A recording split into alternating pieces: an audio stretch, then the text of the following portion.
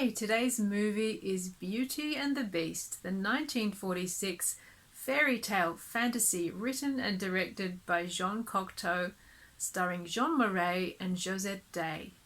A mysterious beast forces a beautiful young woman to live in his castle for a month after the young woman's father steals a rose from the beast's garden. Every night the beast asks the young woman, Belle, to marry him, and every night she refuses. But what will happen when Belle wishes to return home to visit her seriously ill father, and the beast tells her that if she does not return after her visit, he will die of grief? I first saw Beauty and the Beast when I was in high school. I was probably about 17, and it absolutely blew my mind. I had never seen a film like this before. It had always stuck in my mind, and I'd so wished to see it again, so I was really excited to watch it now. This is a film that's very much concerned with thresholds and boundaries, and what happens when those thresholds are transgressed, twisted around, and blurred. What happens when something reaches across those boundaries to envelop us? Although the film starts off with some fairy tale-like elements, it doesn't completely leave the ordinary world behind until after Belle's father finds that his ship has literally not come in and the promised riches will not be coming their way. It's almost as though at this point in the story, the burden of fairy tale-like elements tips the story over into the world of fable. And on the father's ride home from the docks, that is when the beast's world literally opens up and engulfs him. And the beast's world is one in which none of the usual boundaries apply. And this is very much where the film's sense of the uncanny, of a kind of horror, really blossom. In the beast's world, his castle is somehow alive. Doors speak, everything is strangely animated. Even the light fittings and furniture include human heads, human faces, hands and arms. They are disembodied, yet somehow still living and part of the structure of his castle. Belle's bedroom has plants growing in it in such a way that it's like half a garden. The barrier between the inside and outside has dissolved. And then there is the beast himself. What is he? Is he an animal? Is he a man? Is he a strange mixture of the two? He has the body of a man, but the face and voice of some scary kind of animal. One of horror's favourite themes, I think, is this very question of what are the limits of human identity and human life? When do we stop being human? Is it when we die? Is it when we are transformed into something else? And are we then a human or a monster? And this dividing line, which is just electric with cultural taboos, is the very tightrope that Beauty and the Beast chooses to run along. And the film really keeps pressing these buttons, especially in its emphasis on these half-human statues and sculptures that are somehow alive throughout the house. But the ultimate boundary that's being potentially transgressed here is the relationship between a human, Belle, and something that is not really human, the beast. It's a relationship between a young girl and something which feels frighteningly other. The film focuses a lot on imagery of doors, and the other level that this works on is in Cocteau's interest in the conscious and the subconscious.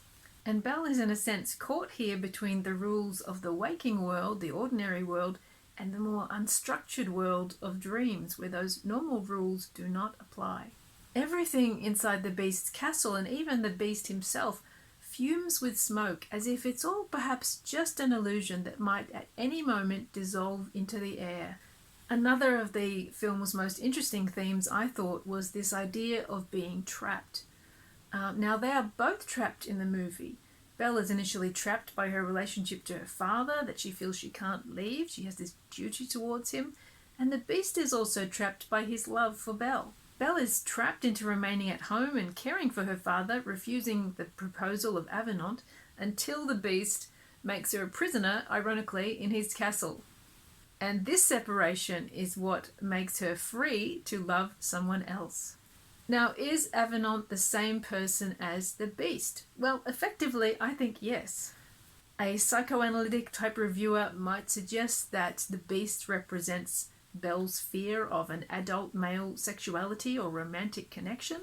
that she is repulsed by, or the idea of an adult relationship that she can't accept because of her infantilized position in relationship to her father. The fact that in the end the beast transforms into a man who looks identical to Avenant, I think is a suggestion that we are intended to view them as one person. And they are all in fact played by the one person who is Jeanne-Marie. What is ultimately transformed is Belle's feelings about loving another person. As much as the beast is physically transformed, it's about Belle's inner transformation. Is all of this somehow Avenant's dream of taking Belle away from her father and winning her love, even though she sees him as monstrous? Or is it Belle's dream? The beast tries to transform how Belle sees herself, not as a servant to her father and her sisters, but as an independent agent who can command anything in the castle. The unspoken boundary line that the film walks along is the boundary between childhood and adulthood.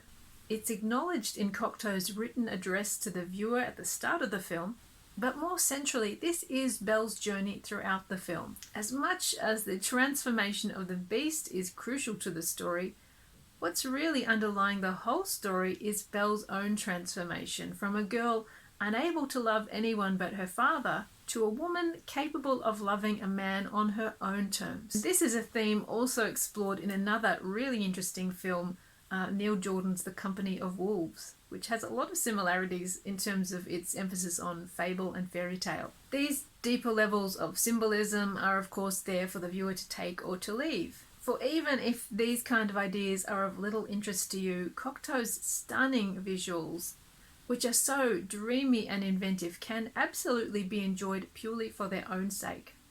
As a visual artist and designer as well as a poet, Cocteau brought a really unique and fascinating set of influences to bear on the look of this film.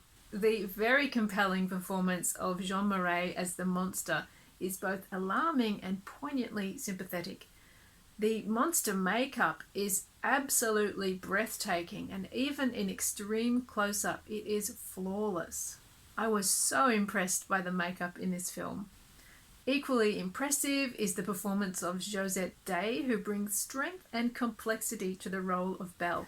The visual effects in this movie create images that are full of surprise, dark magic and charm. Cocteau's approach is innovative, quirky, original and utterly sublime. The effect of all this is like a gorgeous surreal dream, once seen, never to be forgotten. Beauty and the Beast is a fairy tale rite of passage about a woman learning to overcome her fears and learning to love. This film is an artistic masterwork. It is mesmerizing, electrifying, but most of all, it is steeped in the beauty of Cocteau's unique vision.